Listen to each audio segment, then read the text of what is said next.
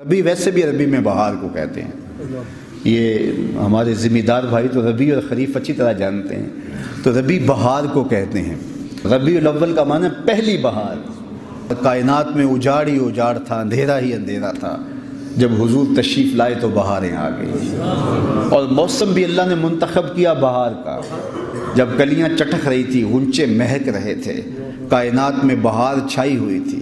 یہ اپریل کی 20-22 کی تاریخیں ذرا دیکھیں کہ ان دنوں کے اندر کتنے پھول کھلے ہوئے ہوتے ہیں. تو یہ موسم، یہ رت تھی سہانی، پھول کھلے تھے. کہا محبوبوں کو بہاریں ہی سجتی ہیں.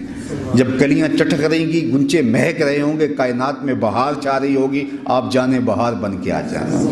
اور پھر جب حضور تشریف لائے، علماء نے لکھا ہے، اہل سید نے لکھا ہے کہ درختوں کے پھل اس سال زیادہ آئے جس سال حضور آئے.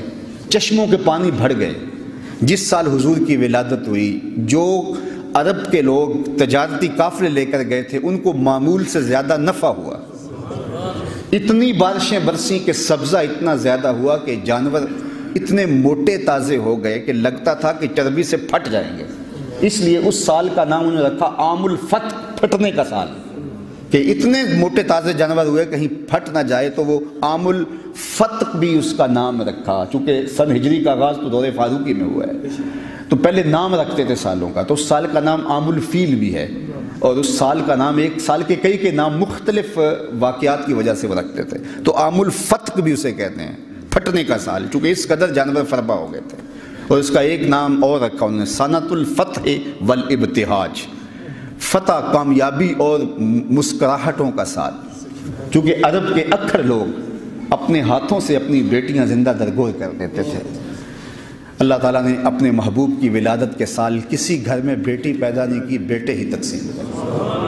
کہ حضور رحمت بن کے جا رہے ہیں تو کوئی باپ اپنی بیٹی کو زندہ درگور نہ کرے. ناگہاں ساکن ہواؤں پر روانی آ گئی، اور چمن کے پتے پتے پر جوانی آ گئی. آج زانوئے ازل نے صبح پہ انگڑائی لی، اور مسکرا کر ایک کرن نے ہاتھ میں شہنائی لی. مخزن اسرار قدرت کے امی پیدا ہوئے، غل ہوا دنیا میں ختم المرسلی پیدا ہوئے. محمد مصطفیٰ آئے، بہاروں پر بہار آئی، زمین کو چومنے جنت کی خوشبو بار بار آئی. خرام ناز پایا آفتابوں نے، ستاروں نے، چٹخ گنچوں نے پائی، داغ پائے لالا زار. تو عجیب رنگ تھا، عجیب آہنگ تھا، عجیب جمال تھا. کیفیات کا کیسا جو ہے وہ نور پھیلا ہوا تھا کہ ہر سمت روشنی ہی روشنی اور اجالے ہی اجالے ہو گئے. سیدہ آمنہ سلام اللہ علیہا فرماتی ہیں، جب حضور کی ولادت کے لمحے قریب آئے تو آسمان کے ستارے میرے گھر کے اتنے قریب آ گئے کہ مجھے لگتا تھا میرے ویڑے میں گر پڑیں گے. اللہ اکبر. اور فرماتی ہیں، خرج منی نور ادا لہو قصور الشام، میرے بدن سے پھر ایک نور نکلا، اتنی روشنی پھیلی کہ یہاں مکے میں بیٹھ کے میں نے بصرے اور شام کے محلات دیکھ لیے. اس قدر اجالے پھیلے، اس قدر روشنیاں پھیلی. اور اس میں اختلاف بھی کوئی نہیں، تمام مکاتب فکر کے لوگ اس بات کو مانتے ہیں کہ حضور کی ولادت کے وقت وہ اجالا ہوا تھا کہ بصرے اور شام کے محلات دکھائی دینے لگے تھے. اس قدر انوار پھیل گئے، اس قدر روشنیاں پھیل گئی، اور ہر سمت اجالا ہی اجالا. شرق کے جانور غرب کی طرف بھاگ پڑے، اور غرب کے شرق کی طرف بھاگ پڑے، اور آپس میں ملتے تھے اور ایک دوسرے کو مبارکیں دیتے تھے. مبارک ہو حضور آ گئے، مبارک ہو حضور آ گئے. خوشیاں منائی جا رہی تھی، کائنات پر ایک کیف تھا. کعبہ جھوم رہا تھا، فرشتے جھوم رہے تھے، پورے تقدیس کے، رب کی ثنا کے، حمد کے گیت گا رہے تھے. کائنات درود و سلام پڑھ رہی تھی، اشجار پہ جھوم کے الفت کے ترانے گا رہی تھی. جنت سجائی جا رہی تھی، جہنم بجھائی جا رہی تھی.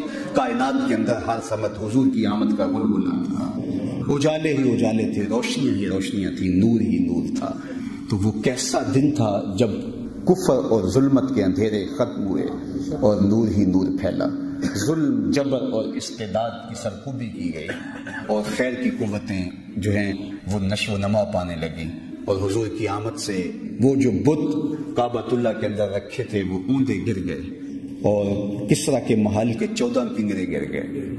نہر سابا خشک ہو گئی، آتش کدہ ایران بجھ گیا، اور کائنات کے اندر ایک عجیب نور ہی نور پھیل گیا. جاء محمد جاء رسول اللہ. کیسا منظر!